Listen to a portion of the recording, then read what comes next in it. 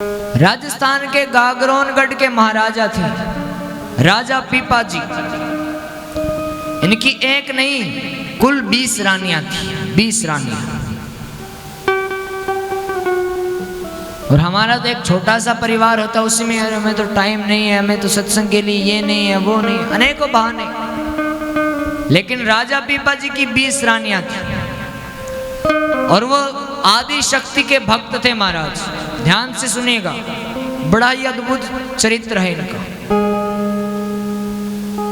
आदि शक्ति के देवी के बड़े भक्त थे, बड़ी पूजा पाठ करते थे। एक दिन उनके राज्य में संतों की टोली आई, संत महापुरुष पधारे।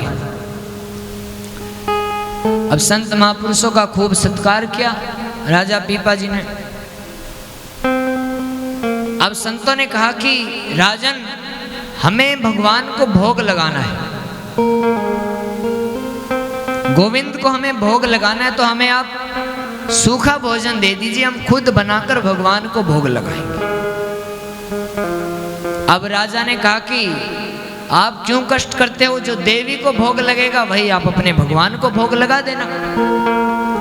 देवी को तो भोग लगेगा वही ठाकुर जी को भोग लगा देना, गोविंद को भोग लगा देना। अब संतों ने मना कर दिया, नहीं, देवी का भोग लगाए हुआ हम क्यों अपने गोविंद को भोग लगाएं। तो राजा ने जैसा संतों के हिसाब से उनकी व्यवस्था कर दी।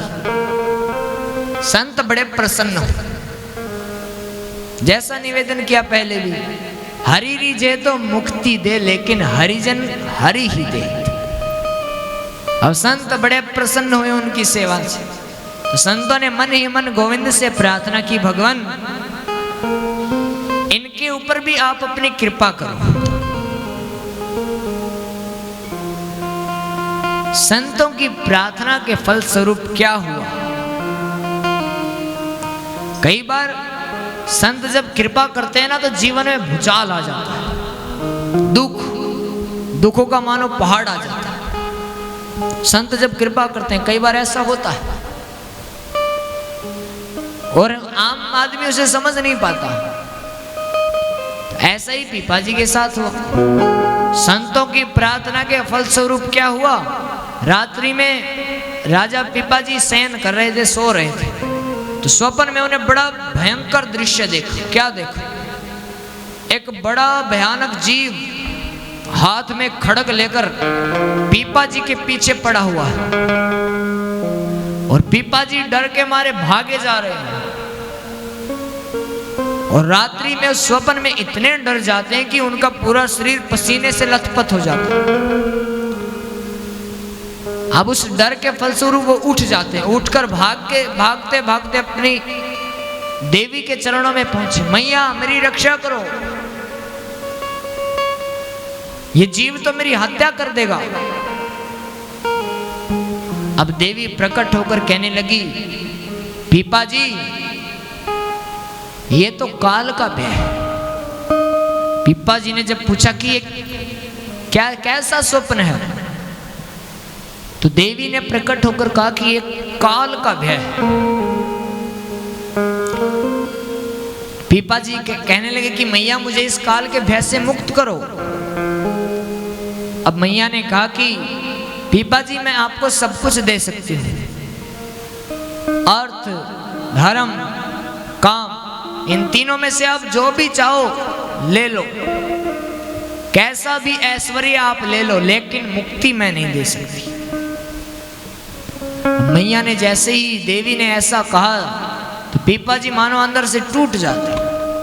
अरे मुझे अपनी आराध्या देवी से ऐसी अपेक्षा नहीं थी कि वो मुझे मना कर दे।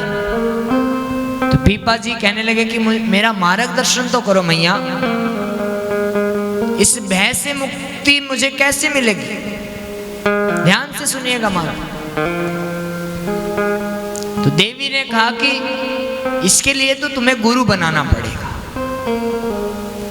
इस भय से तो तुम्हें गुरु ही मुक्त कर सकते हैं और कोई मुक्त नहीं कर सकता। अब पीपाजी ने कहा ठीक है मैया, लेकिन मैं किसे गुरु बनाऊं ये भी आप बता दो। तो देवी ने कहा कि इस समय काशी में रामानंदाचार्य जी विराजमान है, उनसे बड़े गुरु कोई नहीं है, तो उनसे जाकर दीक्षा लो। अब मैया के मार्गदर्शन के अनुसार सुबह पीपा जी ने अपना पूरा दल बल सैनिक घोड़े घुड़सवार पर चढ़कर पीपा जी गए। कुटिया पर जैसे ही पहुंचे, कुटिया में जैसे ही प्रवेश करने लगे तो ब्रह्मचारी जो गेट पर थे उन्होंने रोक दिया। रुको महाराज रुको, बिना हमारे गुरुदेव की आज्ञा के आप भीतर नहीं जा सकते। अब पीपा जी ने कहने लगे कि हमें गुरुदेव से मिलना है, हमें उनके दर्शन करने हैं। तो ब्रह्मचारियों ने कहा कि ठीक है, मिलना है तो आप अपना परिचय दीजिए। अब ये सब रामानंदाचार्य जी अंदर से देख रहे हैं, सुन रहे हैं। पीपा जी ने कहा कि आप जाकर के कहिए कि गागरोनगढ़ के महाराज धीराज राजा पीपा जी पधारे। ब्रह्मचार्य जी ने जाकर के संदेश दिया, गुरुदेव ऐसे ऐसे कोई राजा है। तो ब्रह्मानंदाचार्य जी कहने लगे कि हमें राजाओं से क्या मतलब भाई, हम तो फकीर हैं, साधु हैं, कह दो उनसे हमें नहीं मिलना, जाओ। ब्रह्मचार्य जी ने संदेश दे दिया कि गुरुदेव आपसे नहीं मिलना चाहते। अब पीपा जी मन ही मन सोचने लगे और चले गए और जाकर मन में विचार करें कि मुझसे क्या भूल होगी, मुझसे क्या त्रुटि हुई। फिर याद आया, ओहो ये तो अपराध हो गया। संत मिलन को चालिए तज माया अभिमान, ज्यों ज्यों पग आगे धरे त्यों तो यज समान। संत से जब भी मिलने जाओ अपने उस अभिमान को बाहर छोड़ कर के आया, संतों के पास सरल होकर के जाओ। आजकल हम देखते हैं कि जो भी संतों के पास जाता है ना, ज्ञान लेने नहीं जाता, ज्ञान देने जाता है। जाकर के संतों की हम नहीं सुनते, संतों को ही सुनाने लगते हैं। जब भी संतों के पास जाओ अपने अभिमान को तज कर जाओ और जाते ही उनकी सुनो सुनो। और पीपा जी साधारण सी वेशभूषा धारण करके पैदल गए हैं रामानंद जी के पास दर्शन करने। जैसे ही द्वार पर पहुंचे तो ब्रह्मचार्य जी से कहने लगे कि गुरुदेव के चरणों में निवेदन करो कि पीपा आया है आपके दर्शन के लिए, ये दास आपके दर्शन करना चाहता है। ब्रह्मचारियों ने जाकर के गुरुदेव को सूचना दी। अब गुरुदेव तो अंतर्यामी थे, त्रिकालदर्शी थे महाराज। गुरुदेव ने जोर से कहा, नहीं मिलना हमें उससे, इस जीवन में वो हमसे नहीं मिल सकता। उससे जाकर के कह दो कि वो सामने जो कुआं है उसके अंदर कूद जाए और अपने प्राण दे दे। जैसे ही पीपा जी को आज्ञा मिली तो बड़े प्रसन्न हुए, चलो कोई तो आज्ञा मिली मुझे। और पीपा जी जैसे ही कुएं में कूदने लगे तो वहां पर पहले से ही गुरुजी ने व्यवस्था कर रखी थी, रोक दिया, वापस लेकर के आए गुरुजी के पास। क्योंकि गुरुदेव तो देख रहे थे भाई जिसको हमें वस्तु दे रहे हैं क्या वो पात्र है या नहीं, कहीं हम उसे वस्तु दे दे और वो पात्र ही ना हो।